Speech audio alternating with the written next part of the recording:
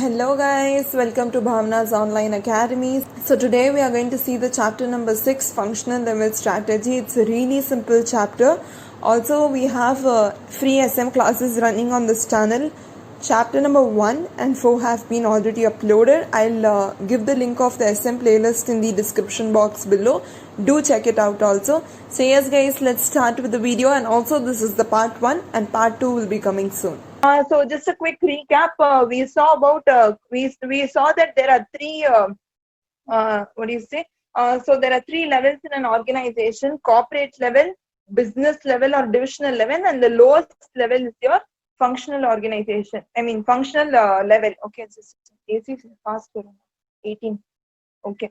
Yes. So the corporate level strategies are made by the CEO, CFO, and all of those top level people. The corporate strategies usually. Oh, it's recording. Bhavna, start record. It's recording. Thanks for reminding. Yeah. So the corporate level strategies consist of your mergers, acquisitions, and those big strategies. Okay, your liquidation strategies. Sorry. And ignore that. Okay, your big strategies where you have this merger and acquisition and all of that. Give me a second. Yeah. And then you have your business and divisional level strategy, which talks about a specific segment of the business. If corporate level strategy is made for the Reliance Industries as a whole, then your business or divisional level strategy will be made for geo. Okay, means a segment, a particular business in that. And the functional level strategies is made for the functions of geo. So if you take geo as an example, geo might have a lot of functions. Okay, we'll take the example of suppose Reliance Trends. Okay, so that is also a business segment. Under trends, you will have many functions known as. Okay, so under trends, you will have many functions known as your procurement function, your production function, your sales function, then your finance function, then you will have your marketing function, and you will have a lot of functions under one divisional segment. Okay, so Reliance Industries, under that you will have, example, you have Geo or you have trends. Under this trends and Geo, separately you will have functional level strategies. That is, under trends you will have procurement. What do you say, procurement function, sales function, marketing function, packaging function, R&D function, and all of that. You'll have a lot of different functions. Okay, so the base level is what we are going to see today. All the functional level strategies is what we are going to see today. The chapter name is typed wrongly, is it? Yes. Oh my god. Okay. So yeah. So under functional level strategies, what we are going to study is that under functional level strategies, what we are going to study is that you have functional level. Okay, you have functional level. Under functional level, you have a lot of different kind of functions. Suppose you might have we'll take three functions alone. You will have a marketing function, a sales function, and a production function. Suppose you have a marketing function, a sales function, and a production function. In that, we'll see how will your marketing function work. Okay, so for anything to work in the world, you will need to have a strategy. So what is the strategy they use for the marketing function? What are the strategies they use for the sales function? That means what kind of strategies do they use to sell the product? What is the kind of strategies that they are going to use in the production function? That for production of goods, what kind of strategies are they going to use? So the lowest level of strategies is what we are going to study today. So for each kind of function, what are the strategies they have applied or they can use is what we are going to learn today. Okay. So I'll just give you an example. So if you are going to take, suppose, production function, let's suppose take production function. Okay, so under production function, you will have a lot of things which are involved. Okay, you will have a lot of things which is involved. Example, you will have to see if your raw materials have. You have to see if your raw materials are there. Then you have to. Just a minute, guys. Sorry. Yeah, I just got distracted. Yeah. So then you have to see whether the production is happening on time. Then you have to see whether you have some storage for the raw material. And there are a lot of other factors which are involved in the production function alone. Okay. Okay. Nishita, I'm sorry, but if you don't mind, people are getting distracted with your comments. If you have any doubts, you can comment down below. Okay? Yeah. So yes, production function, you can have raw materials. Then you might have when the raw material has to come and has to go, where this raw material you are going to store, how you are going to produce, what are the machines you are going to use. All of these is going to come under production function. So this much decisions you have to take. Okay. So for so many decisions to be taken, you need some kind of a strategy that is being followed in the organization. I hope the just a minute, mommy. Door close. Yeah. Okay. So these are the amount of decisions you have to take, and your strategies will help in taking such decisions. So now we are going to see that how many kind of functions we have. You have your marketing function, you have your financial function, production function, logistic functions, R&D function, human resource function. Each of these we are going to see one by one what each function is about, and what kind of a strategy can you implement to those functions so that they become the most efficient functions. Okay. So first we are going to start with marketing strategy. Okay. So what is actually marketing? What is marketing function in an organization? What is the importance of a marketing function in this marketing function? For this marketing function to run in your organization, what kind of a marketing strategy are you going to use is what we are going to see now. Okay. So yes, first we'll start with the introduction. So what they are trying to say is that strategy of one functional area. Okay, before we start that, there is this point which says that you have your strategies made at the corporate level. Okay, then you have a few strategies which are made at the business level. In corporate level strategies, we saw in chapter number 4. Business level strategies, we saw in chapter number 5.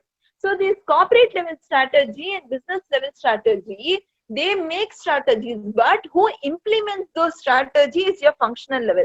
So who implements your strategy is the functional level. So the strategies which are made by the corporate level and business level are actually implemented by the functional level. Okay, I'll give you an example to this. Suppose corporate level strategy is that this year we should make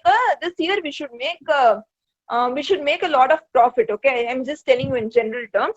So the corporate level strategy is that they should make more profit compared to the last year. Okay, so this is the Reliance Industries strategy this year. So under Reliance Industry, what Trends will do or what Jio will do is the business level strategy. Suppose Trends. Okay, we'll take the example of Trends. We'll take the example of Jio itself. So Jio, what it is going to do to increase this profitability is that it is going to bring in 5G network. So that is a business level strategy. So what Jio can contribute to the corporate level for increasing the profit is what is business level strategy. So under business level strategy, what Jio, can you please mute yourself?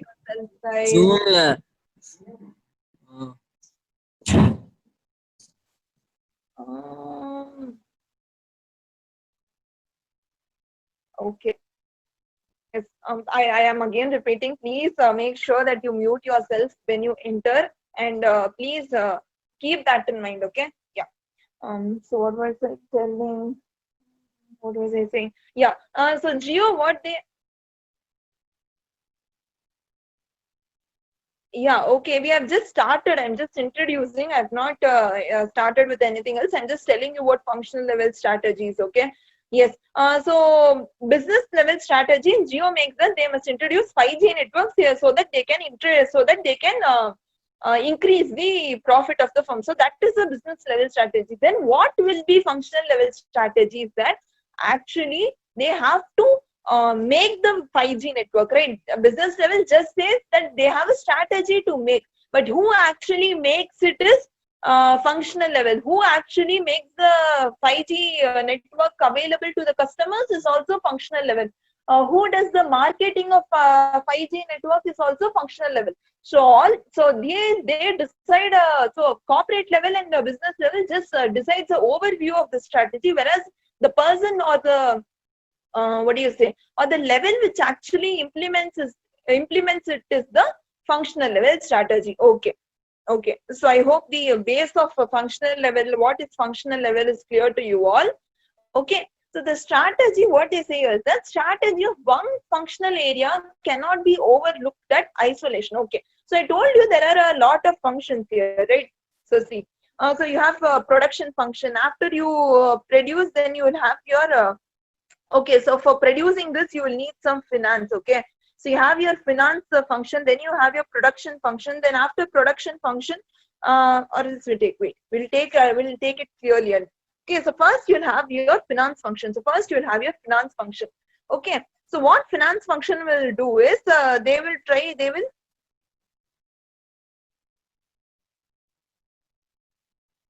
what are you guys saying? Is okay for now. Please don't comment on anything. We'll only talk about subject and strategy. Also, I understand only Tamil, Hindi, and English. I don't know any other language, so it's better you guys communicate with me in English. Okay. So what this finance level will do, finance function will do is that it will give money for the production level. It will give money for the production level. Okay, I mean production function. So the production function, with the use of that money only, they will be able to buy something. Okay, with the use of that money only, they'll be able to buy something. And then in the production function, they will have to hire people. That is your HR function. That is your human resource function. They'll have to hire people so that the people are able to work for them. Okay, work for producing the things and also packing the things, or packing the product, designing the product, and all of that. So after everything is done, then you will have your marketing function, where you will market your product. So what they are trying to say here, that strategy of one functional area cannot be looked in isolation, is that, so if you are only looking at production strategy, that I mean production function, that is going to be of no use, because here under functional level, all the functions are somehow interrelated to each other.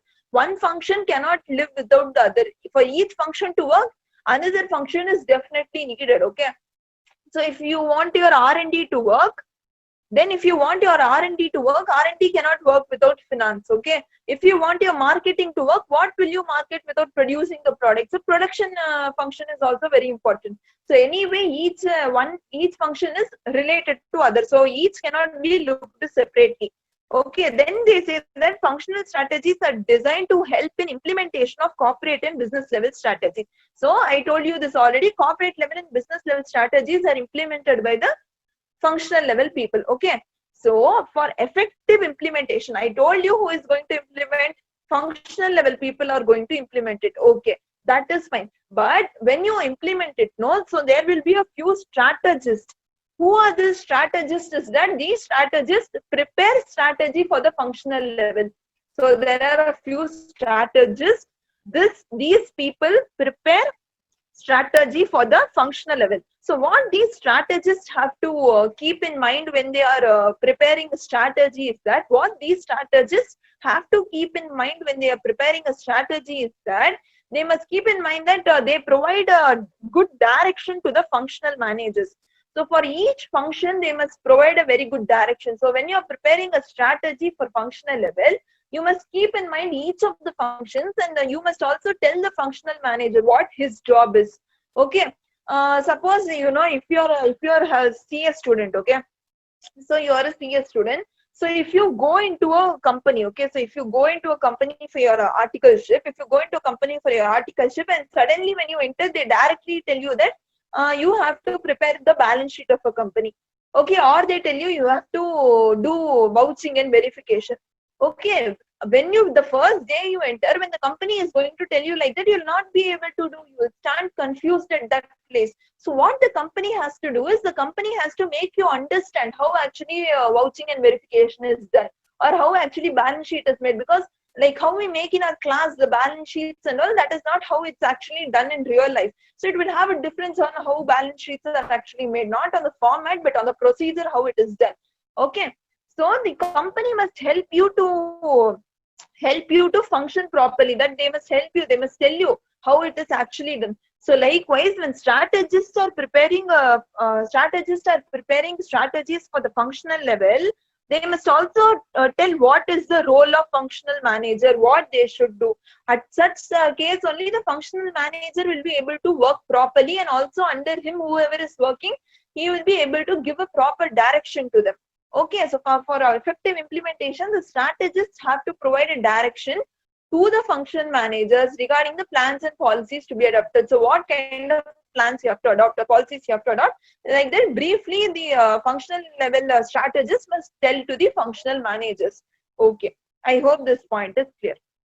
Next, what they say is that, so there are two important roles of functional strategists. So two important roles of who? Functional strategies. Sorry, functional strategies are, they have two important roles.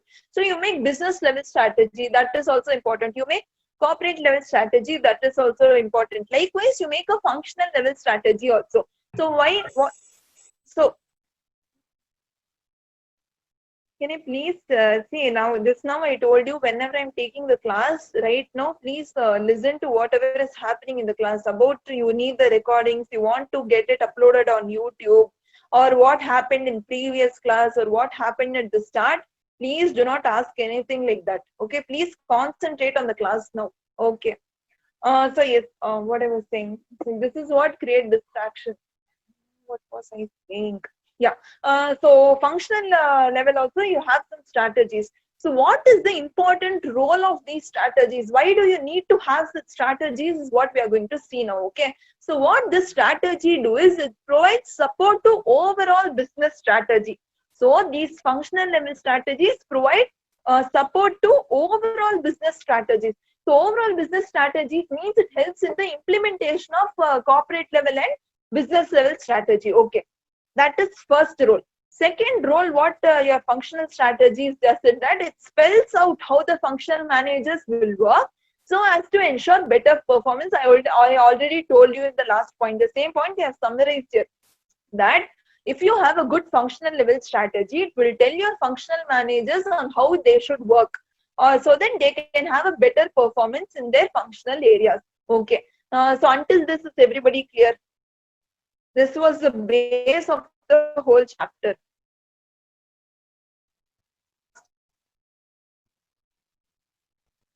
Do you have any doubts until here? Okay, cool. Okay, so now we have read what is the functional level strategy. We have known what is the role of functional level strategy. Okay, so if in the exam they are going to ask you what is the role of functional level strategy, you have to tell that. Okay, what is the doubt? Yeah. Okay, so you have to say that. Now we are going to read why you need functional strategies. So if you have a functional strategy, what role it is going to do, that is what we have read now. Next, what we are going to see is why you need functional level strategies. Okay, so first, why you need the functional level strategy is because it will lay down clearly what is to be done at the functional level and provide a direction to the functional staff. What will happen if functional level isn't working properly? Your business will not work at all. You only have strategies in the business which no one is going to implement. And then if you have no implement, what is the use of making strategies at the first place? Okay, so now you are going to write a CA exam. Okay, you have made a good plan for it. Okay, that plan is, suppose that plan you can take it as a plan made by a corporate level strategy, or the plan is made by a corporate level or strategic level. If the plan which you have made for your CA inter exam November 2020, if you're not going to implement it at all, if you're not going to study at all, how are you going to pass in the exam? So that is the importance of functional level strategies. I mean functional level. Okay. Yes. So what functional level do is, so what functional level strategies, the reasons why functional level strategies are needed, because they lay down clearly what is to be done at the functional level. I already told you this, and the functional staff will get to know what their work is actually, and they'll perform it better. Second, what they are trying to say here is that facilitating the implementation of corporate strategies. This also already we have read. They will help in the implementation of corporate level strategies and business level strategies. Next, they say that act as a basis for controlling activities in different functional areas of business. So this line in the end of the chapter, I'll tell you what this actually means. Okay, if you understand the whole chapter, you will be able to understand this line. Then what they are trying to say is it helps in bringing harmony and coordination. So if you just leave your sales, so if you just are going to leave your production function as such and marketing function as such and sales function as such, what is going to happen is that if these three do not, you see, what happens with the use of functional level strategies is that they help to tell the lower level people what the company actually wants to do. So they break down the details. So if a company wants to earn profit, functional level will tell you how you're actually going to earn the profit. What is the product you're actually going to make? How you're going to bring in 5G network into India? All of that, this functional level strategy is only going to tell you. If there is nothing in the name of functional level strategy, this production, marketing, and sales people will never know what they have to actually do. So production people, what they will try to do is they will just try to produce whatever they think is best for the organization. The marketing people will just market so much without any what do you say, the useless marketing they'll do. They'll not know what is actually the purpose of the organization. So like this, there will be disharmony. Okay, there'll not be any harmony in the organization, and there'll not be any coordination between the three functions. Okay, if you know what your functional level strategy is, then each three of them will work together. Okay, I have to produce 5G. Market will think, okay, marketing level function will think that, okay, I'll have to market 5G in such a way that increase my sales and all of that. Okay, so sales department will tell the production department how much your sales is on the 5G network, how much you will have to produce it, or something like that. Okay, on those terms. Okay. Next is that similar situations are handled in a consistent manner. Okay, so suppose what happens is, if you go to school, okay, if you are going to school, if someone has, so if some boy, okay, has not done haircut, if some boy has not done haircut and is coming to the school with such kind of spikes, what will happen in your school? What will happen in your school? You guys tell me, what happens in your school if somebody comes with those long spikes? First, people will laugh. What school will do? People will laugh. Okay, what school will do? Penalties? Exactly. Punishment or penalties you will have. So they have a strategy in school that if something is not, if something is going out of hand, how you should handle it. So for every boy who is going to have a spiked hair and come to the school, for everybody will have the only either the same punishment or same penalty only. It's not like that for one boy they'll charge 500, for another boy they'll charge 5 rupees. It won't be like that. For everybody there will be a consistent penalty or a punishment. So that is what your strategies do. So in similar situations, when similar situations are occurring, okay, in different functional areas, they'll be handled in a consistent manner by the functional managers. I hope this is also clear. So we have read what is the role of functional strategies. We have read why functional strategies are needed. Okay, we read 5 points in this thing, suppose, I hope. Okay, so now this is where the interesting part actually starts. Okay, now we have seen a functional strategies, about a base about functional strategies. Now we are going to pick up each function, and we are going to see about each function in detail. First, what function we are going to start with is, we are going to start with marketing strategy. That is your marketing function. Fourth point to repeat pannunga. Which one is the fourth point? Similar situations handled in consistent manner is the fourth point, I guess. Yes. So what it is trying to say is that if you are having some problem in the organization, okay, at functional level, if you're having some problem, third point, okay, bringing harmony and coordination between each of them. Okay, suppose we'll take the example of school itself. So in school, there is one science department. Okay, we'll take science department as function, maths department as function, and also your social department as function, your PT period or your physical, what do you say, that period, your play time as a function. Okay, so these are different functions in a school. Okay, so if one period gets completed, the other person must come to the class. One period gets completed, the other person must come to the class. So there is a coordination between each department. So when they are preparing a timetable for each department, they will have a coordination in the timetable that each of them gets the equal amount of hours. Each person knows when he has to come and when he has to go. Okay, there is not like the maths department is doing what they want to do. They are following CBSE syllabus. It is not like that science department is following metric syllabus. And what is your PT?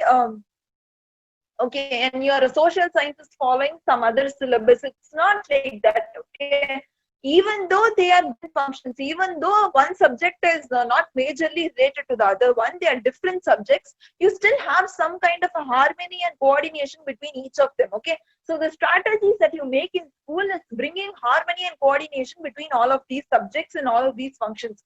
So likewise, in the case of company of production, marketing, and sales must have a coordination between them. Okay, is that clear? Okay, yeah. So marketing strategy. So what is marketing strategy is what we are going to see now. So marketing strategy means that it is related to your marketing function. Okay, so that's why I asked you when I started with ad. Okay, so you must have always understood that marketing means, so you must have always understood that marketing is nothing but a way of selling products. Okay, the way of selling products. Okay, but marketing is much more than that, is what we are going to understand here. Marketing is much more than that, much more than only selling products. Okay, marketing functions involve more than that. Okay, so first it is written here that an activity that creates and sustains exchange relationships amongst those who are willing and able to buy and sell products, services, satisfaction, and even ideas. So in simple terms, I'm going to tell you what a marketing strategy does is that it helps a person who wants to buy and a person who wants to sell, a person who wants to buy and a person who wants to sell. What it tries to do is it creates a relationship between these two people. It creates a relationship, exchange relationship with these two people. Okay, it creates exchange relationship with these two people, and it helps them to buy or sell product or services. Okay, so you will understand more about this in detail when I am going to tell you the other points. Okay, so when you are marketing a product, so as you all must have known that marketing means selling product. That is the basic idea each one of us actually have. Okay, so more important to do what is strategically right than what is immediately profitable. So in a marketing, there is a rule. Okay, this is the thumb rule of marketing.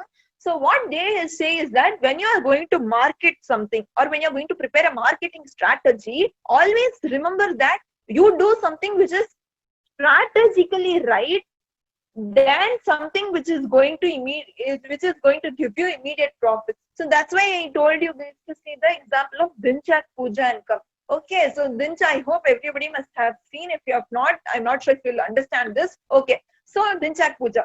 So she also marketed herself. Okay, so people can also be marketed. Always remember that.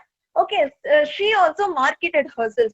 So, but how did she market herself in the in the world is that she took a wrong decision. What she did was she sang a song which was very, very bad. Okay, it didn't have anything to do with tunes or anything like that. Okay, she was really bad singer. Okay, so what she did was she marketed herself in such a way that what happened to her was that she currently in her first song she has a view of 45 million. It's not nice, her voice. She currently has 45 million views on her first song. It is sung so badly. Okay, it is sung so badly. Still, she has 45 million views on a song, because we all know that in our country only two things work. Either you need to be good looking to get famous, or either in a country like India is what I'm talking about. Okay, because I'm talking about the lot. Okay, or second thing, you must do a negative publicity. Okay, I'll give you both the examples. So person who did negative publicity is a part of marketing. So she did a move which it gave her immediate profit. She earned a lot. Okay, Dinchak Puja, she earned around 10 to some lakhs. Okay, 10 to 15 lakhs on the starting period. Okay, she earned so much. Okay, because her watch time was very good, and a lot of people were continuously watching her songs. Okay, so she made immediate profits in her business. Okay, she made immediate profits by releasing the song. But what she did was not strategically right, because after that, what backlash she faced in her with her is just history. You guys, everybody know that she made immediate profits, but what she did was strategically not right. So company, okay, that was in case of individual, it's okay. But what if the same happens with the company? The company does something for immediate profit. They gain immediate profit. Then what did happen? Not getting recorded. Yeah. Okay, done. Yeah. So I'm trying to make it as interesting as possible with examples. So we'll go a little slow. This is also this session may also get extended by tomorrow because this is a big chapter and I don't want to rush through the chapters. I want to make all the what is language you guys are talking? Okay, fine. Okay.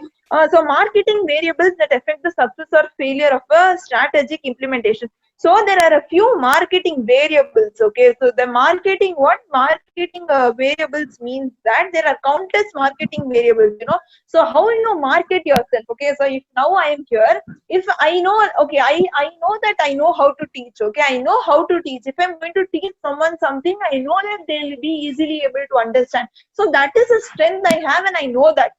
But if you see, if I can have two sides of myself. Okay, I can either be a very shy person in front of you all, or when I'm going to come and teach, I may like shiver and all of that, or I can be the most confident person I can ever be. Okay, so there are two types of marketing I can do for myself. Either I can show myself, market myself as a very shy girl, or market myself as a very confident girl. Okay, so what happens if I'm going to market myself as a very shy girl? Definitely no going are going to, even if I change so you market yourself is going to affect the success or failure of a strategy implementation. Okay, so if you have now know that you're going, you have it may be the best of product, but if you don't know how to market yourself, then it may also fail. Okay, so success or failure depends on how you market yourself. Okay, so in the market we're going to see some examples how and all you can market. Okay, so how much you want to advertise, for how much amount you want to advertise, do you want to do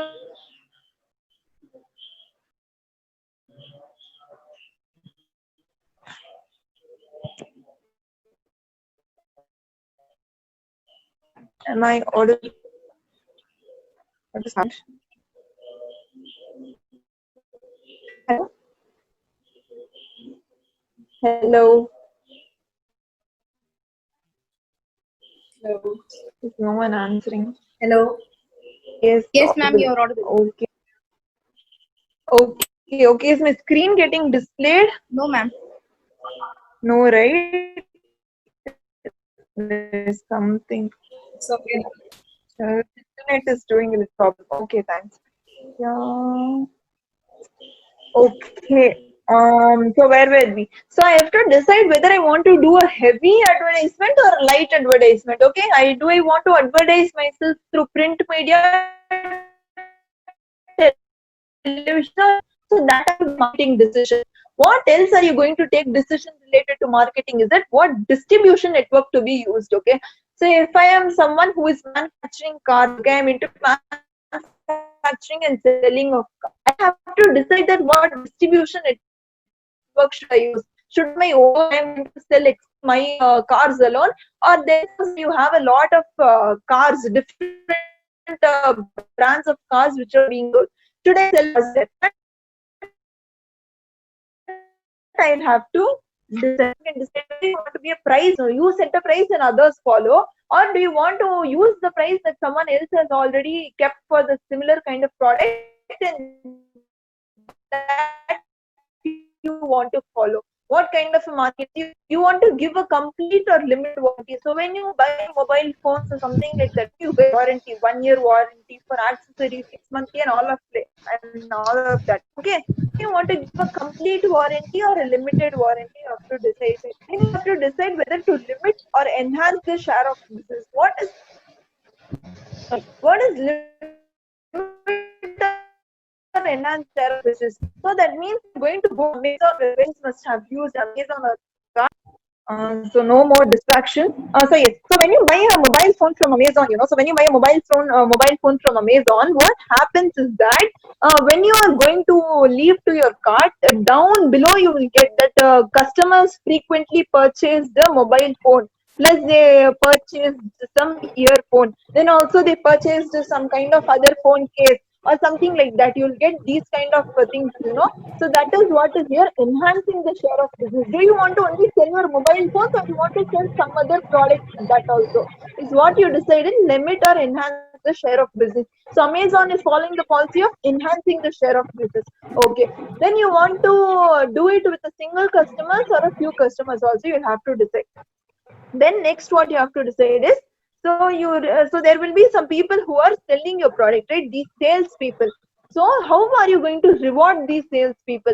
Are you going to give them straight salary, means fixed salary, that 20,000 per month? Are you going to give straight commission? That means for how many units you sell, for each unit I'll give you 1,000 rupees commission. Or you're going to use the combination of that 20,000 salary is fixed, and if you sell for each unit I'll also give you 100 rupees. Or like that, you're going to give straight salary or straight commission or a combination is what you have to decide. Okay, so these are the few marketing decisions that you can take. Okay, so I hope it's clear until now. So next what we are going to see is that marketing process. So what is the marketing process? The marketing process is the process of analyzing market opportunities. So I told you, the marketing is not only selling something. Okay, it involves all of these. That is what we are going to study now. So marketing process is the process of analyzing market opportunities, selecting target markets, developing the market mix, and managing the marketing effect. Okay. So what the marketing process usually is, that is, when you're going to market some product, so first what you see, that what are the opportunities that are available in the environment, in your outside environment, what are the market opportunities that are available. You have to then select your target market. Okay. So now I'll give the example. I'll give an example of myself. Okay, I'm also a makeup artist. Okay, I'm also a makeup artist. So what I do for marketing myself, okay, I'm a freelancer. So what I do to market myself is that first I see what are the opportunities that are available in the market. Okay, so I see that are there more opportunities for fashion makeup, or there are more opportunities for bridal makeup, or there are more opportunities for cinema makeup, or there are more opportunities for stage makeup. I analyze this. Okay, so when I started my business, I even analyzed these things. Okay, so when I analyzed, I found that bridal makeup had a lot of opportunities for me. Okay, so bridal makeup, so I chose that bridal makeup is something that I wanted to do. Then I selected my target market. So I might okay, so in terms of bridal makeup, you also have makeup which is done for the sister of the bride or for the groom. Then you have for the guest. So which market do I wanted to target? Did I only want to do makeup for the bride, or did I only want to do makeup for the groom, or did I only want to do makeup for the guests who are coming to the marriage, or only to the sisters of the bride and all of that? So I decided my target market. So I decided that I'll only do makeup for the brides alone. I'll only do makeup for the brides. So that is the target market that I decided from all of the opportunities I had. Okay. Then I developed the marketing mix. Then there are a few things that I did to market myself. So what I did was I created an Instagram profile to market myself. There I did a few promotions. Then what I did? So what I did to market myself was that I also do actress replica makeup. I make myself a replica of a few actresses.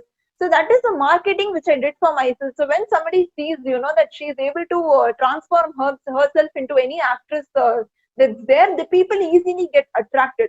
Okay, so then I manage the marketing effort. So whatever marketing I was doing, that I was managing. So this is what is marketing process. So when I was doing this whole marketing process, who was my target? My target was the customers. I did all of this only to reach my customers. So that's what they are saying here, is that target customers stand at the center of marketing process. So marketing process, why am I doing the marketing process at the first place is that because I want to find my target customers. Okay, so that is what is marketing process. Next, what they have said is that delivering value to the customers. So they say that marketing alone cannot produce superior value to the customer, needs to work in coordination with other departments. So I already told you, marketing function alone cannot do anything. All the functions of the organization should work in coordination so that they are able to deliver good value to the customer. That you must have understood. So this is known as partnering. When you work in coordination, okay, to deliver value to the customers, all the functions, when they work in coordination to deliver value to the customers, it is known as partnering. It is known as partnering. Then you have connecting with customers. Okay, so usually, you know, all the, so in this today's scenario, all the companies which you see, you know, they are always customer centered.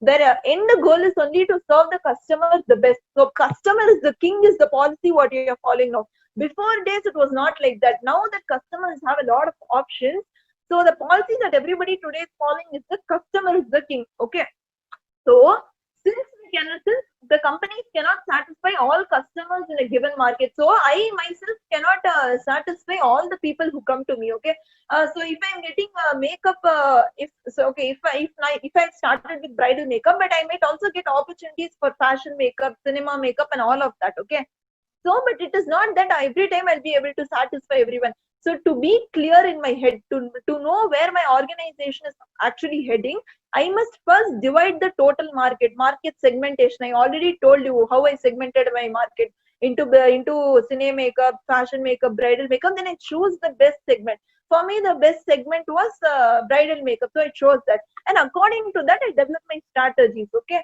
to then that how I can be better than my competitors and all of that. Okay, so that is connecting with your customer. Okay, next. So next what we are going to see is the marketing mix. When we read here, you know, when we read this, we told that you have to first analyze your market here. You have to analyze your market opportunities, select your target market, and then develop a marketing mix. So what is the marketing mix? Okay, so what is the marketing mix is what we are going to learn now in detail. Okay, so marketing mix. So an important part of overall competitive marketing strategy, marketing mix is the set of controllable marketing variables. Okay. So what they are trying to say here is that, see, for a marketing strategy, marketing mix is something which is very important. Okay. So marketing mix consists of 4 things. Okay, and those 4 things are always controllable by me. They are not. It's not like that. I'll not be ever able to control that market mix. So marketing mix consists of 4 things which are always controllable by me. That is what they're trying to say. So what are those 4 marketing mix variables is what we are going to learn now. So what? Please explain marketing target. Where is marketing target? Choose the best segments. Okay, target, you have to choose your target market. Target market means which customers you want to serve, or which segment you want to serve. Okay, so if there is some car company, they must, suppose there is iPhone. So who do you think is the target market of iPhone? Are high class people the target market, or the low class people are the target market? Who asked me the doubt? You tell me. Who is the what is this name? Okay, so choose the best segment. Which is the target market of iPhone? High class or low class customers? Fast. High class. Okay, so that is choosing the best segment. So for iPhone knows that for the amount of technology and innovation it is putting into it, for the best thing that for the best market that he or she could that iPhone company could select was high class people. So don't read it as marketing target, read it as target market. Okay, that will be easier. Okay, I hope that's clear. Yeah.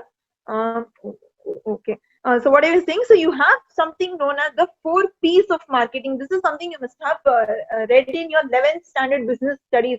If you're not from science stream, you should have definitely read this. So there are 4 P's. Okay. So what are the 4 P's? 4 P's is the product. You have, I just forgot. You have your product, price, and then you have your place and promotion. Product, price, place, and promotion. So these are the 4 P's, okay, of a marketing mix. So if you want to market your product properly, this 4 P's is something you should know about very well. Okay, product, price, place, and promotion. Okay, so product, price, place, and promotion is from the, okay, first I'll tell you what this is. Then So these 4Ps are from the viewpoint of a company. Okay, so these 4Ps are from viewpoint of a company. So from the company's point of view, if they are going to give a product, so it's a product for a company. From customer's angle, we have 4Cs. From the business angle, we have 4Ps. From the customer angle, we have 4Cs. So that is what we are going to learn now. So the 4Ps are product, price, place, and promotion. Okay. So for customers, what this 4Ps will be? Product will be something which is their customer solution. What is customer solution here means? That the company has brought in a product which is a solution for me. Okay, so before people were using this what do you say, that for brushing, they were using stick kind of a thing. Okay, so then there came a company, suppose there came a company called Colgate, which brought in a product which was used for brushing. Rather than using sticks, they brought in toothbrushes. So it was a customer solution for me. So I got a solution for what I can do better for brushing. Okay, so then is the price. So under price, if it is the price for company, it will be a cost to me if I'm going to buy that product. Okay, next, place. So if it is a place for the company, it's going to be convenience for me. Okay, if the company has its business at a lot of places, or it's selling its product at a lot of places, it will be convenient for me, or else it won't be convenient for me. So the place and convenience are two dependent factors. Then you have promotion. Okay, so when you're going to promote something, that means you're communicating to the customer that something, a product like this is existing in the market. So that is a means of communication. Your marketing is a means of communication, because Mukesh Ambani cannot come to me and tell that you have to buy my SIM, please buy, please buy. They won't say. Okay, they will rather do a promotion in which it will communicate to me that they have something known as 4G and all of that. So for customers, it will be communication. So these are the 4Ps from company's point of view and 4Cs from customer point of view. Okay, so what is the product? Okay, so first now we are going to see the 4Ps in detail. Okay, so what is product? Product is a combination of goods and service that the company offers to the target market. So I will take the example of myself itself. So because after this we are going to take a lot of examples. If I am going to give the same example for the whole topic, you'll be able to understand or remember better the example. Okay. So if I am giving, I can give you a combination of good or service. My business is giving a service. As a makeup artist, I'm going to give a service to some other people. Okay, that the company offers. So my company is offering a service which is makeup. Okay, to the target market. Who did I tell you was my target market? The brides were my target market. So that is my product. So product can either be a good or it can also be a service. Okay. Next, what they say, the strategies are needed for existing product. So related to product, what kind of strategies can you bring? Related to product, what kind of strategies can you bring is what we are going to see. You can bring 3 types of strategy. Either you can bring a strategy related to the existing product, or you can bring a strategy of adding a new product, or you can drop the failed product. Okay, so these are the 3 kind of strategies. Okay, suppose if I have a product. Okay, so for regarding the existing product, I bring in a strategy. Okay, so regarding for the existing product, now suppose I'm only doing makeup with affordable brands. Okay, brands that are not much costly is what I am using for my suppose. Okay, so using for my existing business. Now what I can do is for my existing service, for that I'm going to bring in a new strategy. For that, the same existing service, I'm going to give you the service with high quality of products, with products which are worth more than 5,000. So that is something which I brought a strategy in my existing product itself. I was only giving makeup service before. Now also I'm going to give you makeup service only. But the brands that I'm going to use might have a difference. Then adding a new one. Okay, so what kind of a new service I can add in my makeup business is then I can bring in a new service where I tell you the makeup which I'm going to give you, it's going to be with the animal, it's going to be with products which are not tested on animals. So usually in cosmetic industry, 95% of the products is such that they either have something which has animal, what do you say, something of animal in it, or either they are animal tested. Okay, So now a lot of people, lot of young generation today wants to move towards no animal cruelty free products. Okay, so that the products are not tested on animals. So I have brought in a new product or a new service that I am going to charge a premium price, but for that I'm going to provide you cruelty free products. So whatever the brands are producing cruelty free products, that I'm going to use while doing my makeup. Or I'm going to drop my failed products. If I have something like this cruelty free, brought in something other, okay, if that is something is not working for me, I drop that. Okay, so that is one. So strategic decisions must also be regarding branding, packaging, and other features. Okay, so a product, if I'm only going to bring in makeup, okay, now I'm going to come to you. Okay, now I'm coming to you guys. Okay, I'm going to market myself. So I'm going to come and tell you that, see, I'm a makeup artist. I do makeup. So you guys can come to me and do makeup. If I'm going to only tell you this, nobody is going to come to me. Okay, I need to have a brand for myself. Okay, when somebody sees the name of my makeup artistry or something like that, they must be able to recognize, yes, she's the one who's been doing the brides over the town. She's really good. So there's some kind of brand image that I must build for myself. Then only I'll be able to stand out. Second is packaging. So packaging in this I cannot tell you. So in products, in products, packaging is very important. Okay, so packaging is something which is really important for a product. Okay, so there were a lot of customers. Okay, when Kinder Joy was introduced, a lot of customers were actually not attracted towards it because of the taste, but because of the packaging it had this egg-like packaging which attracted a lot of customers. So packaging is also very important, and you can add other feature, like how in Kinder Joy you had this feature where you got this toys. I guess it was Kinder Joy, I don't know. You had this toy feature where you used to get toys. So this is another feature which you can add in the product. Okay, and also some warranty you can give. If you are selling mobile phone, you can give some kind of a warranty. So this is what is product. Okay, I hope that's clear. Next, price. So what is price? Price means the amount of money customers have to pay to obtain the product. So price is something which the customers have to pay to me to obtain my service of makeup. Okay, so the price of a product is the composite expression of its value and utility to the customer, its demand, quality, reliability, safety, the competition it faces, and the desired profit, and so on. So I'll quickly explain you this. So if I'm so as a makeup artist, as I'm a freelancer, I don't have anyone who can set a price for me. So I can even do a bridal makeup for 5,000. I can do a bridal makeup for 10,000 or 20,000 or 50,000 or 1 lakh. Nobody is going to stop me from charging anything. But I have to decide what is best for the company to run.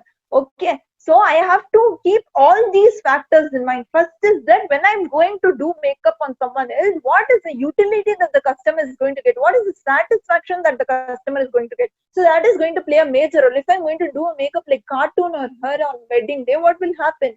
So she will not be able to accept the price which I'm charging for her. Suppose I'm charging 10,000, she will not accept the value at all.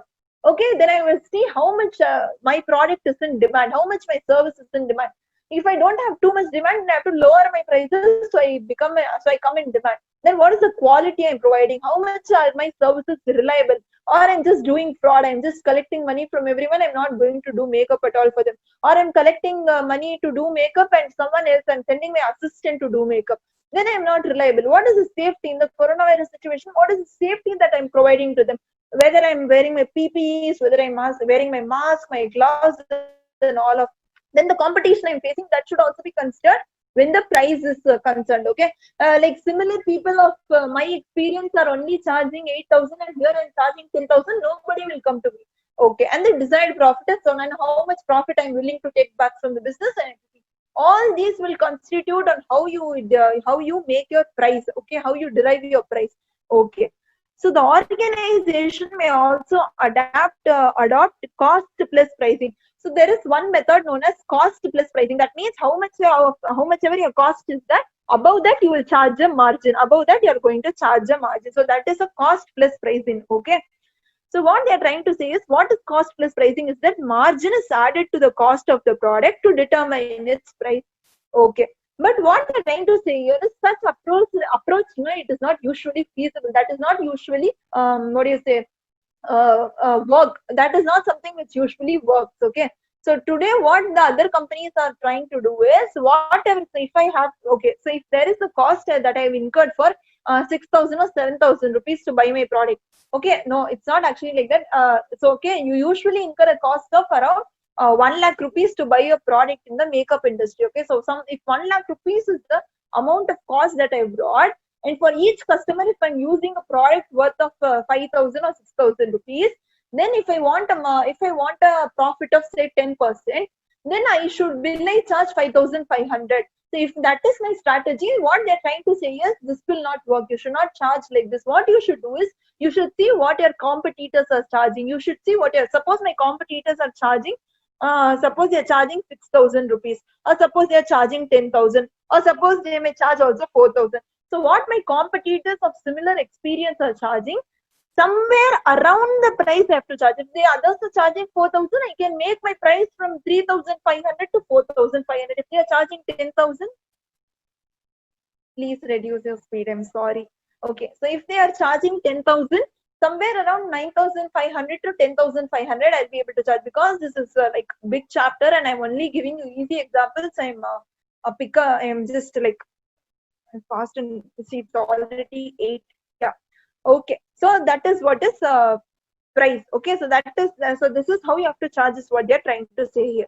So for a new product, when you are going to bring a pricing for a new product, what you should keep in mind is what they have told. They have told you 3 points that if you're going to bring a new product in the market, you should keep these 3 points in your mind. What are these 3 points? First is that product must be acceptable to the customer, making the product acceptable to the customers. Okay, so what happened, a few households, they have that doing makeup, they don't like, many parents does not like, even my dad does not like makeup and all of that stuff.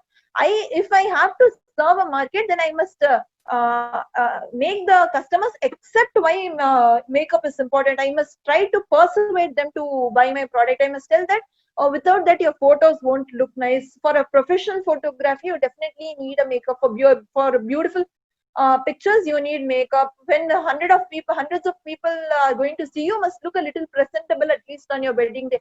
So this is how I'm going to persuade. Okay, I'm going to make my product acceptable to the customer. Okay. Second, what I have to keep in mind is that reasonable margin over cost. It must not be like that. Just now I have introduced. Okay, and then I have started to charge 50,000 rupees for each makeup. Nobody is going to come to me. Okay, so I must have a reasonable margin over cost. Next is that catering a market that helps in developing market share. So I must cater such market. Okay, if I know that I'm a student and if I'm going to start with cinema makeup, I know that I'll not be able to devote so much time for cinema makeup, because there's a lot of time that I have to go to the shoot place and all of that. So I must choose my market wisely, my target market I have to choose wisely, where I'm able to develop my market share. Okay, where I'm able to become the king or queen of the market. Okay, so that these are a few points which you should remember when you're bringing a new product in the market. Okay, so for a new product, an organization may choose, skim or penetrate. So when you're bringing a new product in the market, there are 2 types of pricing policies that you can either choose. You can either you can either choose a pricing policy of skim, or you can either choose a policy of penetrate. Okay, so either you can choose a policy of penetrate, skim or penetrate. Okay, please mute. Yeah. So what does skimming mean? Skimming means that when you're going to enter the market, you're going to set your price at a very high level. Example, your Audi, Mercedes, Rolls, your Bevet watches and all of that. Okay, so you are going to set your prices at a very high level, and you are only going to target those people which are price insensitive. But that means they only see the quality of the product. They don't want to see the price. Okay, so if you are going to bring a skimming policy, you will set a price which is very high, and your prices and your products are also customers are also price insensitive. Once again. Okay. Next is penetrate strategy. Penetrate strategy means I'm going to set my price so low. Okay, so low that everybody is easily able to adapt to my product. Okay, example, Jio. Okay, when Jio came into the market, it was selling its product for free. It was selling its product for free. So in such case, it was all tempting for us to go and get the Jio SIM card. Okay, so that becomes okay. Jio, we didn't know what kind of quality of service it was going to give us. Nobody knew this. Nobody knew it. Even though we did not knew that, we still went and bought Jio because it was so tempting. The low price was so tempting that it became a selling point of itself. The price was the major attracting feature. Okay. So until price, is everybody clear? Until price, do you guys have any doubt? Fast. Fast. I need at least 10 replies quickly.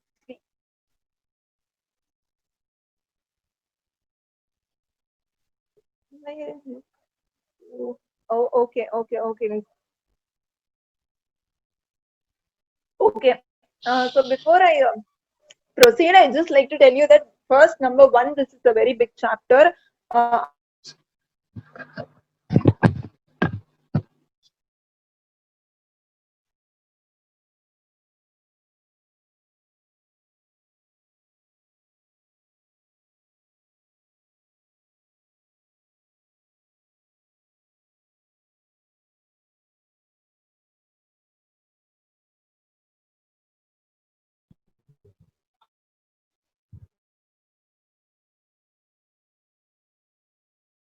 It's fine. What you say?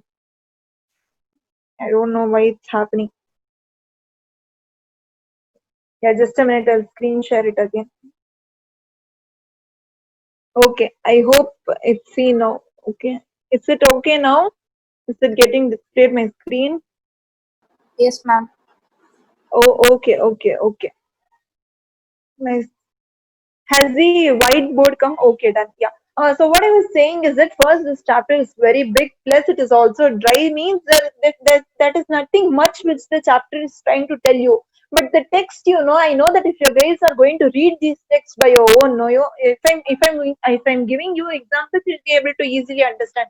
If these and all you're going to read by your own, you guys will find it difficult. So even if the class is getting extended, or because see, we haven't yet still completed our marketing strategy. Other strategies are small only, but marketing strategy only I'll be able to cover today. Until 9 p.m. the class is going to go on. If you guys want to have your dinner, get your plates, please stay until 9 p.m. and tomorrow also we'll have a class on this same chapter only, and tomorrow again I'll have a class and I'll complete it. So that's the plan for this chapter, because the speed I'm going right now itself is you guys are feeling a little fast, that I'm going fast, but that's a good speed, I think. So yes, okay. Next we are going to see place. Okay. So regarding place means where you are going to make the product available to the customer. If you are someone who is selling clothes, okay, whether you are going to site yourself on e-commerce website, or whether you are going to have a retail store. The e-commerce website means your Myntra, Ajio. One second, guys.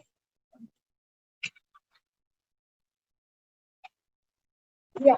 So all of that, you have to decide where you want your where you want to make your product available for the target consumers. Okay. So most basic marketing decision is choosing the most appropriate marketing channel where you want to actually have your market distribution. This you have to know. That is what is place. Nothing much to say about it. Then you have your promotion. Okay. So this is a good topic. After this, we'll have a lot of interesting things that is coming your way. So it is going to be really interesting. Yes. So promotion. So what is promotion is that when a person tries to promote the product or the service, what they try to first do is they first try to, if I am the person, meeting is gonna end, I guess. Okay, understood. Yes, meeting is going to end. We'll close and start a new session. Okay, fine. I'll end the meeting, guys. So what was I saying is promotion. So when you're going to promote, if this is the person, okay, if this is the person and he has to promote something to a consumer, this is the consumer, and if he has to promote it, first what he should do is that he must communicate the merits of the product. He must tell what are the advantages of the product and why you must use this product. Until you don't communicate why you should use this product or what are the advantages of the product, nobody is going to buy you from it.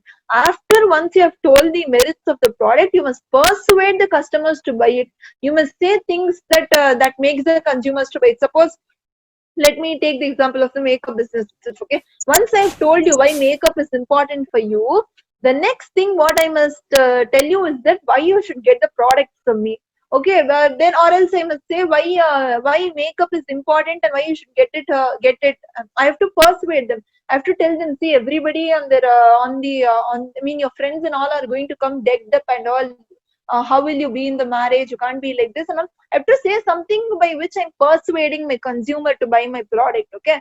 So yes, that is what is promotion. So you have 4 promotional methods. So you have 4 promotional methods. One is personal selling, then advertising, then publicity and sales promotion. You have your personal selling, advertising, publicity and sales promotion. Okay. So we are going to see this one by one. Okay.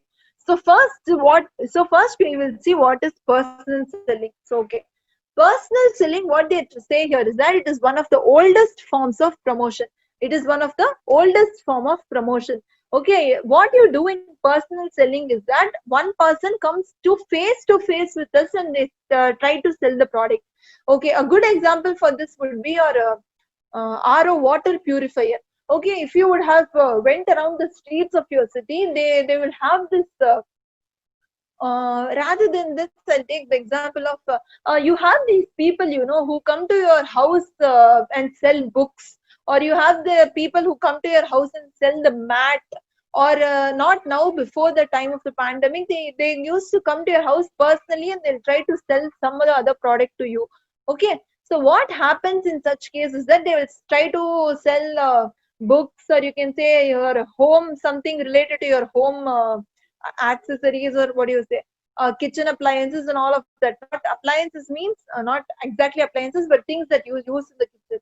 Okay, so what happens is that this is something which is a very old form. Nowadays nobody comes to your house and does this. Okay, but it involves face-to-face interaction of sales force. Are you getting some kind of background noise, or is my voice? Kids are playing outside, that's why I'm asking you. No, right? Okay, cool. So in this, what happens is that person comes in face-to-face interaction of the sales force with the prospective customer. So the person who is selling the product, you know, so when you go on these train journeys, you have this person who comes and sells the books. Okay, so he comes face-to-face in interaction with the customer. The sale person who is selling will come in face-to-face interaction with me. Okay, so what happens here is that they give us a high degree of personal attention.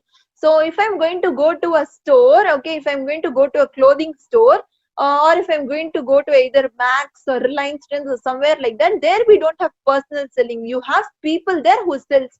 It's not like that a person is only appointed to you for selling to you. It's not like that. But in case of personal selling, you have somebody who is only giving you personal attention. Okay, and the personal selling happens by the way of oral communication.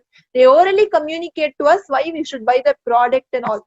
Okay, so an example of this, I've written that RO purifiers also. A few people come and try to sell you these purifier things. Okay, so these and all will come under personal selling. Okay, so in company's point of view, you know, this personal selling, you know, this makes them incur a lot of cost. They make them incur a lot of cost. Okay, why is it a lot of cost incurred? Because there is going to be a sales personnel who is going to be appointed. There is going to be a salesman who is going to be appointed, and for each salesman he has to give some salary, and for each salesman the company has to give some salary.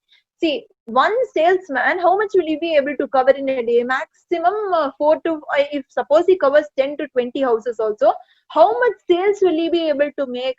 Only the 2 to 3 places will be able to make the sales, right? So that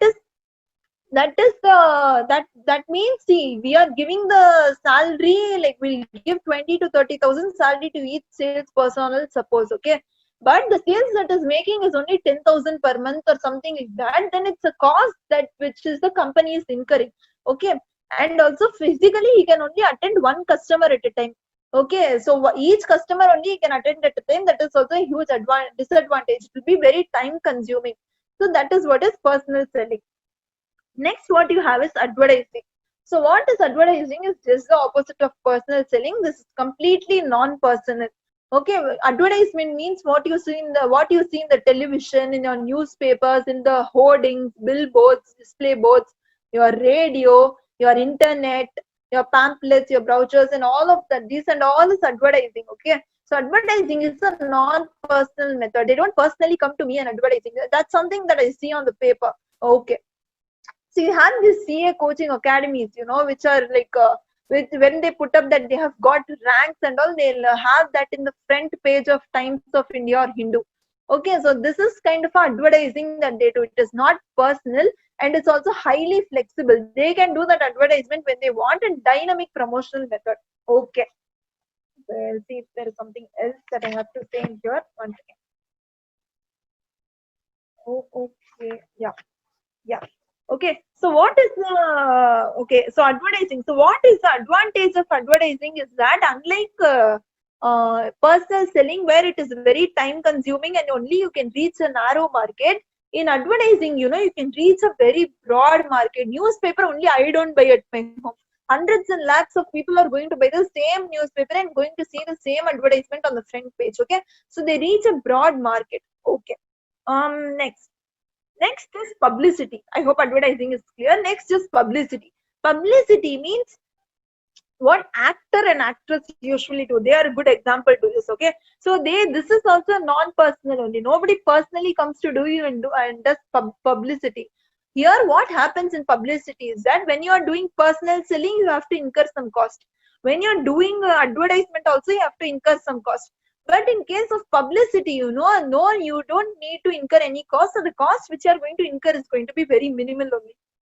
For example, suppose Times of India wants to take the takes the interview of our Prime Minister. Suppose, okay, Times of India takes the interview of our Prime Minister, or let's say a starting actor, who has just started, who is a new entrant in the market. If they are taking an interview of them and putting it, okay, so the actor might not have asked for it, but the newspaper would have got the newspaper people would have gone to him and asked that, can we take an interview to you? So when something like that happens, here the cost is the actor has not done something to promote himself, but what happens is without paying any cost, he is getting publicity. So publicity may be of two kinds. One may be positive publicity and one may be negative publicity also. Okay, so we'll just take a 1 minute break in which you guys can tell me what is one negative publicity that you have seen around you? One example of negative publicity. Okay, I'll tell you an example. Okay, so one example is Karan Johar is getting negative publicity right now due to the nepotism thing that is going on. Karan Johar, then who else? Alia Bhatt. These people are getting a negative publicity right now. Okay, they have not paid for the publicity which they are getting now. Many people have come to know about Karan Johar right now only.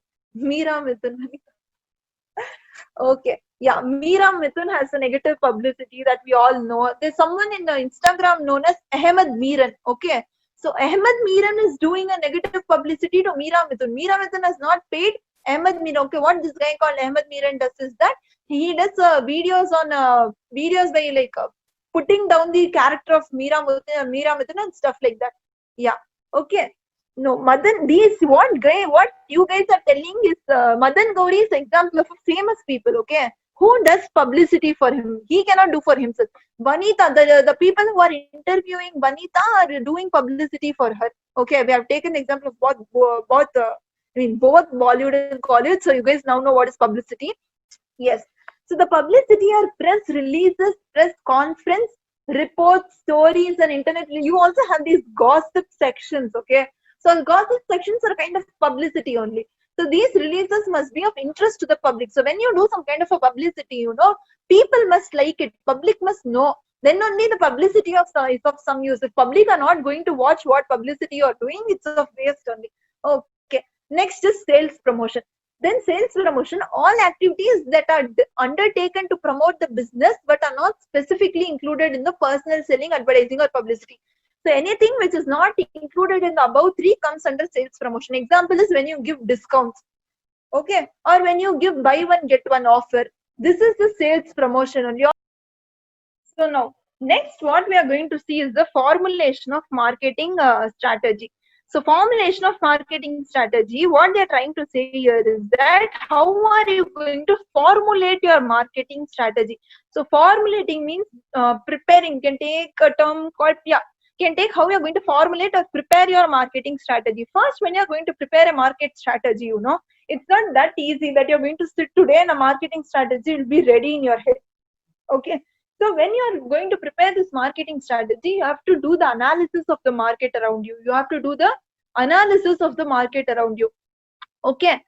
So what this analysis of market means here is that, see, what analysis you have to do is that you have to first see this box. Okay, see this box here. What you have to do is you have to develop strategic plans. Okay, first you have to develop a plan. So your analysis consists of three things: planning, implementation, and control. Your analysis consists of three things: planning, implementation, and control. So what this planning means is that you develop plans. Okay, you develop plans on how you're going on how you're going to market. Okay, so then after you develop on how you're going to market, that plan you have to implement. Okay, that plan you have to implement. So once the plan is implemented, then you will check how it is doing in the market, what are the results you are getting from such plan. Is it good or is it bad? If it is bad, then you have to take a corrective action. So this is the market analysis which you have to do. Okay, marketing analysis which you have to do. So I'll just tell you what is written here. So marketing has three components: planning, implementation, and control, that I've already told here. Then what else you have to analyze is that you have to analyze the environment around you. If a business is working, suppose this is the business. Okay, suppose this is the business. Around you, whatever environment is that, you have to analyze that also. You have to see the forces which are close to the company. I told you about 5 forces, right? When we read about Michael Porter's 5 forces. So you have to analyze how are your suppliers bargaining power, what's your customer by bargaining power, then what are the competitors, and all of that. Those 5 forces you have to analyze here. After analyzing your 5 forces, and also something known as border forces. Border forces means nothing that which is in the external environment. What are your legal forces, technological forces, ecological forces? These border forces and all we have to read in chapter 2. We have not studied that yet. So you just understand there are few forces which you have to analyze before you make a marketing strategies. Only if you understand about what forces are there, you will be able to prepare a good marketing strategy. Okay, so people who haven't attended my previous class will also not understand this. Okay, next it is written that a detailed plan may contain different sections. So when you are going to prepare a marketing plan, that marketing plan will consist of all these things. What is that? It will consist of first an executive summary. Your marketing plan will consist of an existing summary, means a short summary of the main goal. So what is your goal with this marketing? What goal you want to achieve? That is something which you will write. Okay, that is your executive summary. So first component is your marketing executive summary. Then second, what you will write in this marketing plan is your current market situation. Okay, so what is your current target market, and what is the company's position? So now if I take the example of makeup again, what is my current target market? Bridal. Okay, so the brides are my target market. What's my company's position in that is that I have that my level of experience will decide my position in the makeup field. Okay, so whether I'm under the top 10 makeup artist list or I'm under the top 50 makeup artist list, so what is my position? That you have to write in that marketing plan. Third, what you have to write in the marketing plan is what is your threats and opportunities. Okay, so using the threats or opportunities, I have to see what impact it is creating on my business. So what is the threats I have right now is that if I'm going to go and do makeup for someone right now, the threat is that I might get coronavirus. Okay, so that is the threat. What is my opportunity here is that a lot of people, because of the fear of coronavirus, are not going and doing makeup for the bride. So here today there is a lack of makeup artists and the demand is very high. People are ready to pay how much ever we ask. So that is the opportunity for me. So I have to see what impact it creates on my organization, either positive or negative, and according to that I have to make a marketing plan. Okay.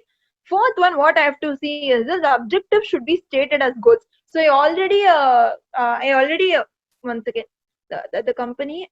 Okay, so now once you have understood what are the threats and opportunities in the market, you have to state a few goals using those threats and opportunities. Okay, so using those threats and opportunities, what are you going to do? Okay, what is your company's plan? That you have to state. Then is your marketing strategy. Fifth is your marketing strategy. Then to achieve your marketing goals, what kind of a marketing strategy you are going to do? So all these things should be included in your marketing plan. So these are the 5 components that must be in your marketing plan. Okay. So What happened? Sorry. Uh, yeah. So what did I tell you was that we were studying about formulation of marketing strategy, right? So how a marketing strategy is done. First, you have to do marketing analysis. We studied about. Then we studied about marketing plan. Then what they say here is that you also have to do a strategy control. What does strategy control mean? Then after you have done your marketing analysis and you have implemented your strategy, that is your marketing plan and all of that, you have to also take corrective actions, that you must see if your plan is working well or not. You must control. Okay, so that is what is basically they're trying to say. Sorry guys.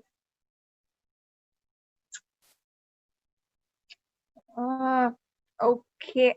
Yeah, so the most difficult part of the session, and also the most interesting part of the session, is going to start now only. I'll just check the time, 8:33. Okay, yes.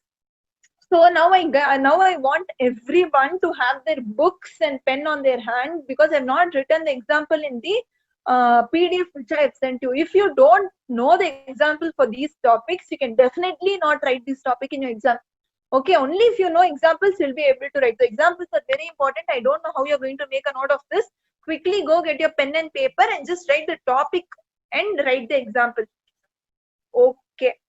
So I hope everybody has taken the pen and paper. So we'll start.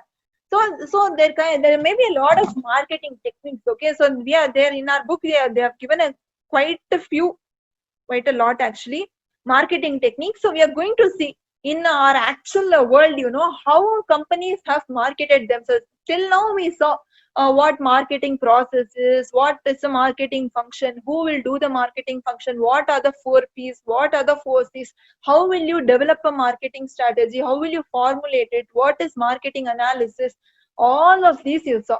Okay, so now you are going to see what are the techniques actually followed by the firms in the real world. Okay, first one is something known as social marketing.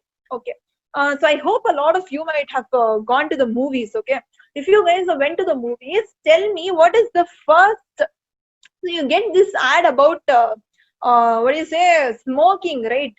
Okay, you get this ad about smoking. So there's this guy. Okay, there's a guy. I won't tell his name. You guys have to tell me the name of the guy. Well, what is the name of the guy? Okay, Mukesh. Okay.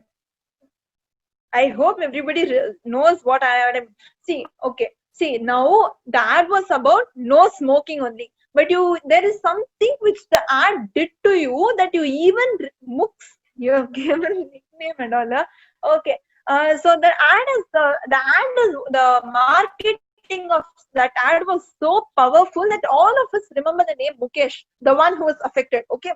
So that is the kind of social marketing you can do. Social marketing means that nothing, social ideas. You are going to just tell you you are going to market yourself using the social ideas. So the government is marketing themselves using the no smoking ad. Another example you can take is that you will have this no parking boards or the no smoking boards around your areas. When you see this no parking boards, you will have some of the other company name written on it. Example, a laptop company's name, they have done this no marketing board. No parking board. There's some kind of a company. I don't know if you have noticed it, but it's there. Okay, so if you see this no parking board, you'll have a company's name.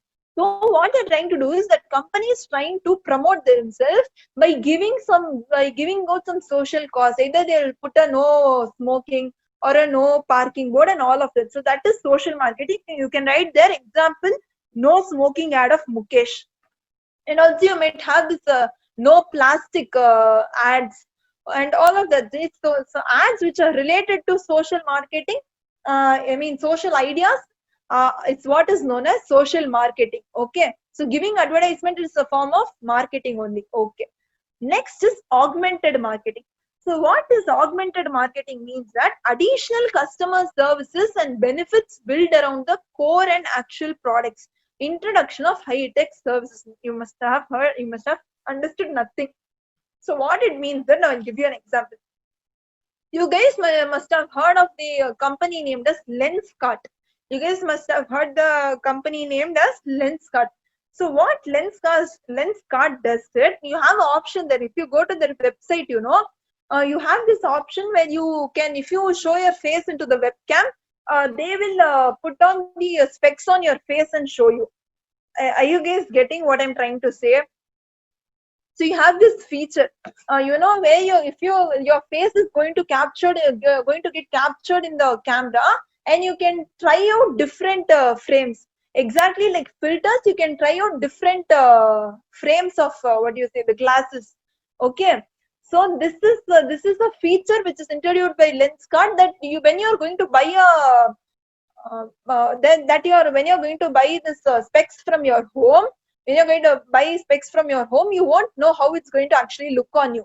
So for customers to know, and for better promotion of their specs, what they do is they have brought in a feature where your face will be captured on your camera, and that if you can try different specs on yourself, the different frames on yourself, and see which suits you the best, and you can order that. So that is an example of augmented marketing. What they say is additional customer services. So providing this try out the frame, so trying out the frame services is a additional customer services and benefit builds around the core and actual product. So to sell their core product, that is the specs and all of that, the actual products, they have built additional customer services like this. So this is done using introduction of high-tech services only. So this is something which the technology have helped them to develop and create. So is augmented marketing clear? Fast. Okay.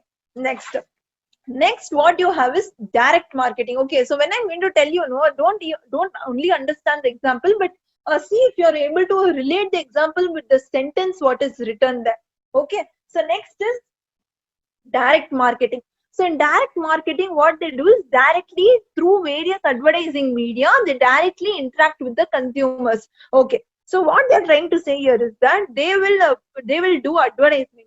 So they will do advertising. They can do advertising using any media. Okay, and they will directly interact with the consumers or the target group they want. A good example to this is your Dove soap. Okay, so what Dove soap does is it is what do you say? It is targeted towards these teen girls. Okay, girls from 18 to 25 to 30 years of age. That is their target market. Okay, they'll tell your skin is going to be really smooth. It has milk in it and all of that. So when they are advertising this on TV, when they are advertising this Dove soap ad on TV, it is not directed towards men or kids or old people. It is directly what do you say, focused on girls from 18 to 25 to 30 years of age. Okay, so when this kind of marketing is known as direct marketing. So this example, one can be this example. If you are not able to still understand what I'm saying, direct marketing, another example I can take you is for calling the consumers to make a direct response. You have this what do you say, loan giving companies, so they keep on calling you and torturing for taking loan. So that is when they're calling you directly and directly interacting with you. That is a good example of direct marketing. Rather than Dove soap, you can take example of this. How many you might have, all of you might have got the calls regarding loan or take this credit card or buy this product, something. They call you and they'll try to persuade you to buy that product. So that is example of direct marketing. Okay, so direct marketing can be done by catalog selling or email or telecommuting or electronic marketing, shopping and TV shopping. You guys write an example of direct marketing. There is the people who call and torture you in the name of taking loan. Okay, that is a good example of direct marketing. Okay, I hope that's also clear. Then and there, if you have any doubt, please ask me. Okay, after I complete the next marketing, don't go back to the last one and ask me doubts. Okay, next is relationship marketing. So what is relationship marketing? They have written here that the process of creating, maintaining and enhancing strong value-laden relationship with customers and other stakeholders. So what relationship marketing does is that these companies, what they try to do is that they try to build relationship with their customers. So relationship means I hope you guys must have heard the name of Kotak Mahindra. Okay, Kotak Mahindra. Yeah. Okay. So what this company does, for the customers. Okay. So this Kotak Mahindra company, what it does is that if I suppose I'm the customer, okay, I'm their customer, to build a good relationship with me, what they try to do is that if suppose I'm going to airports, if I'm going to take a flight, and that means I have to go via airport only. So in such case, what happens is that if I have flight, if I have a flight after 5 hours or 6 hours, and if I am a important customer of Kotak Mahindra, what they do is that they give me launch services, launch access. Okay, launch access at airports. So usually when you go to airports, you have these areas. Okay, you have this rooms or the sitting area. Okay, you can tell them as VIP sitting areas also, or you have this seating areas. Where you have all these special kind of services which are given, and you will have to pay to enter into that launch area. Okay, and into that launch access area. But you usually sit outside only, where every public is sitting. But when you have this VIP customers and all, they have the launch access and they go there and sit and rest. For business class people, yeah, you have this for business class people. But here what Kotak Mahindra does is, even if I'm traveling in an economic class, they'll still give me a launch access. So this is how companies are trying to build a relationship with the customers. So next time, if I know that if I'm someone frequently traveling via airport, and if I'm getting something known as a launch access free for myself, if I'm a customer at Kotak Mahindra, I'll get continuously attracted to that company only. Okay. So the process of creating, maintaining, and enhancing value-laden relationship with customers and other stakeholders. Example. Okay, so they're also given. Airlines also offer these. Not only Kotak Mahindra, airlines. Few airlines also offer special launch services at major airports for frequent flyers. I gave the example of a real company. They have just given bluntly for airplanes there. That's providing benefit to select customers and all of that. Okay. Next is services marketing. So next is services marketing. Services marketing is nothing that, like here in all of these cases, you are promoting some kind of a good. Here you are going to promote some kind of a service. So when you promote a service, it is known as service marketing. Nothing much in that. So if you promote a service, it is known as service marketing. That's all. Okay. So the services are usually intangible, and intangible skills can also be promoted. So example, services means your healthcare services can be promoted. Then you have services where people come to you have this urban club. It is now changed to urban company. I'm sorry. So urban company is the main app where they come and provide you services. Okay, so if urban club or urban company is getting advertised, that means service marketing is happening. So you can write their example of urban company or urban club. Okay. Next, what we have is person marketing. Person marketing means people can also be marketed. Okay, so why are people usually marketed? Because they also, will take the example of Salman Khan here. 9 o'clock. Okay. Okay. So what happens is that, 1 second. Darwaja band karo na, please. Okay. Yeah. Sorry, guys. So, suppose you take the example of Salman Khan. Okay, Salman Khan had a very bad image on him. Okay, because he was very aggressive, and he was someone who is short-tempered and gets angry easily and all of that. And he had a lot of cases which are filed upon him. So what Salman Khan did was, he did something known as person marketing. He tried to change the perception which others were having on him into a good one. Example, what he did, he started this foundation known as Being Human Foundation. Okay, he started this foundation known as Being Human Foundation. He did a lot of social work using that. So Salman Khan tried to change his attitude and tried to change the attitude and behavior which people had on him. So also people can be marketed. So example, politicians, movie stars, film stars market themselves to get vote and promote their careers. So you can write near person marketing, you can write the example of Salman Khan. Next, and Salman Khan Being Human, you can write. Next is CSR activities by corporate can also be an example, right? No, here we are talking about people. We are not talking about a corporate or a company. Okay, so here, the name is person marketing, only market a person. So CSR activity that will be known as a social marketing instead. Okay, that will be known as a social marketing if you are doing CSR activities which is done by a corporate. Okay, next is organization marketing. So organization marketing, like your CSR activities which are done by the which are done by the corporates is example of organization marketing. Okay, so if normally you do some kind of a social, what do you say, social work, it will come under social marketing, or you're promoting a social idea, that will come under social marketing. But in organization marketing, just like people marketing, you try to change the attitude and what do you say, behavior of people towards your organization. Okay, you try to change the perception of the people, of what perception they have towards the organization, so you try to change that. Okay, so what happened was that in the middle, okay, Domino's came up with this ad campaign known as We Heard You. What was happening is the pizza quality was declining, I suppose, I'm not sure. So what happened was customers started having a lot of problems with Domino's. This just happened 2-3 years back. This campaign came out.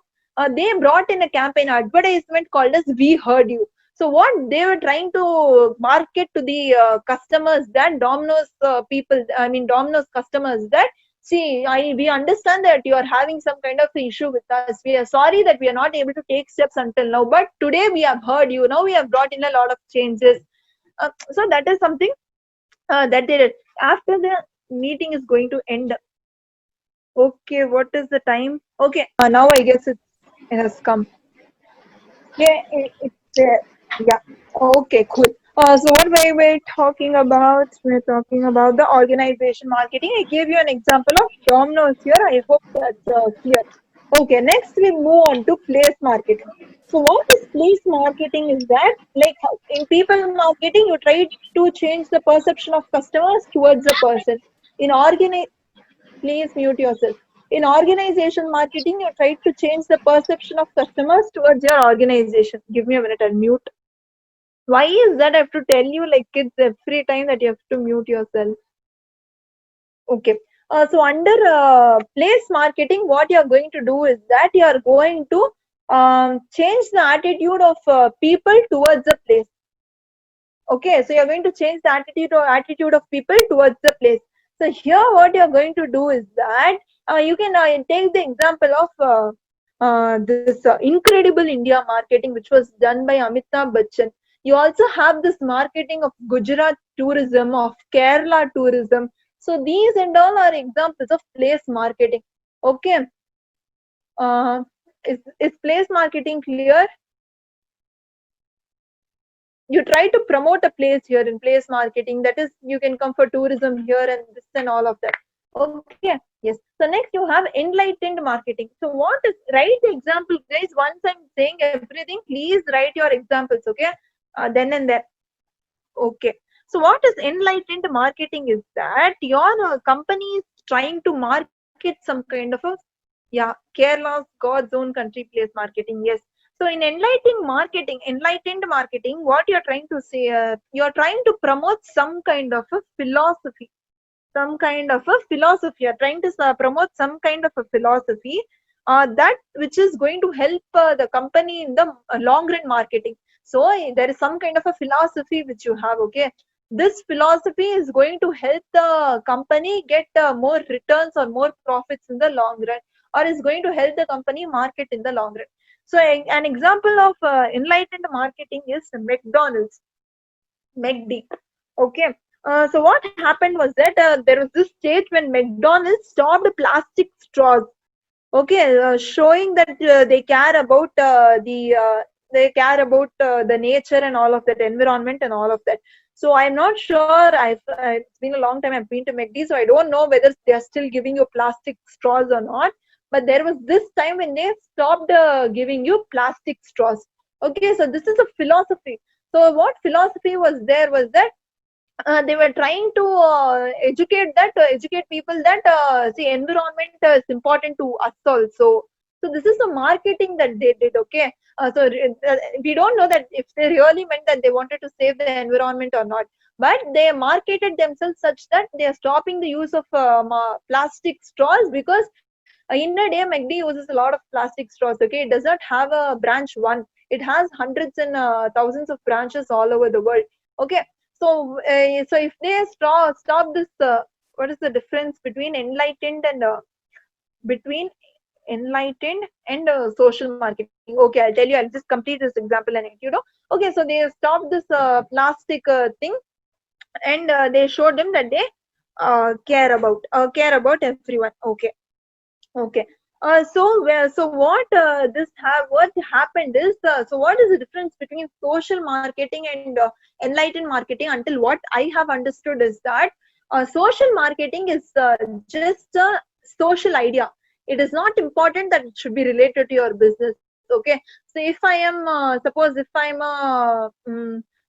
a car renting company, or I do some kind of a car service, even I can put up a board of no smoking and write my name there. Smoking and car renting is nowhere related. But in case of enlightened marketing, it is related to your business. McD stopped usage of straws. The straws were used in their company. Okay, so something which was related to their business, they did enlightened marketing for. Okay, so is the difference clear? Okay. Next is differential marketing. I hope it should. Who asked me that? Just a second, guys. It was ABC. ABCD. Yes. Okay. Nice. Yeah. Okay. So next is differential marketing. So what is differential marketing? Is that you try to cover a market. That is a market coverage strategy. Okay. So what if? So you can read the whole sentence here. So they say, what happened? Yeah. Okay, so they say that it is a market coverage strategy in which a firm decides to target several market segments and design separate offer for each. So so what they are trying to say is that a company, there is this company, and it will try to target several market segments. Okay, and for each market segment they will design a new strategy. Example you can take is that of a Hindustan Unilever. Okay, Hindustan Unilever produces different kinds of soap. Hindustan Unilever produces different kinds of soap. One is, once again, guys, where is that? Yeah. One is Lifebuoy, then it is Lux, then you have Rexona, then you have Dove and Pierce. So what it has done is it has segmented Lifebuoy, Lux, and Rexona in a popular segment, and Dove and Pierce in a premium segment. So likewise, they will put ads for each segment. So they'll only put ads which attract premium segment of customers towards Dove and Pierce. And then see, you will see a lot of difference between an ad of Lifebuoy and an ad of a Dove or Pierce. Okay, so when you see the Lifebuoy ad, you'll easily able to differentiate that. When you see a Lifebuoy ad, what you feel is that even from the poorest people to the richest people, not richest, from the poorest people to the middle class or the upper middle class people can use Lifebuoy. But when you see the ad of Dove soap or Pierce, that will only be targeted to people who are of around middle class to higher middle class.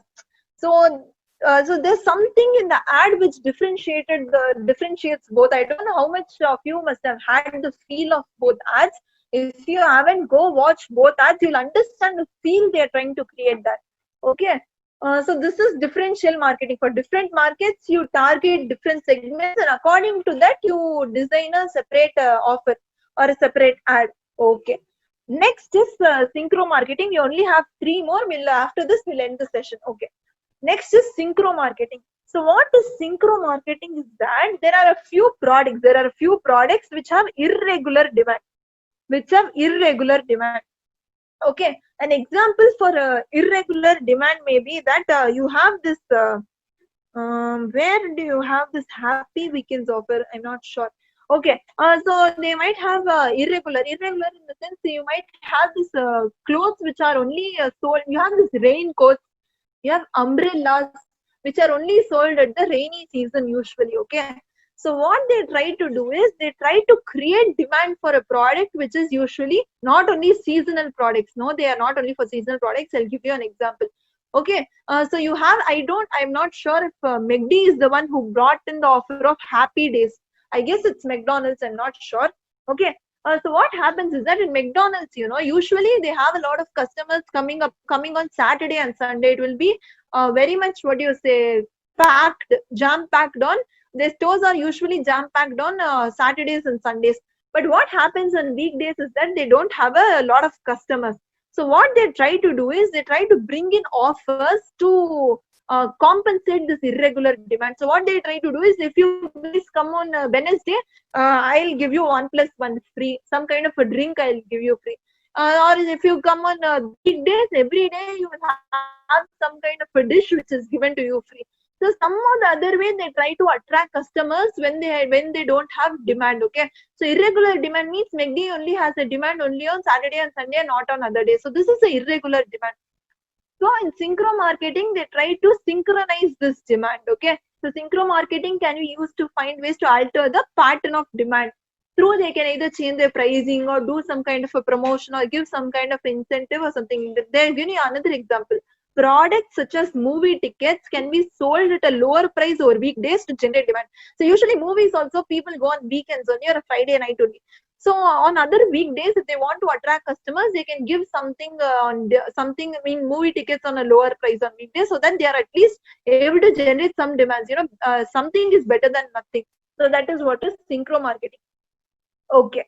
Next, what you have is concentrated marketing. So what is concentrated marketing is that, give me a second. So we here read about differential marketing, right? So up we read about differential marketing. So concentrated marketing is nothing like we read, in last previous chapters. Once again, Mom.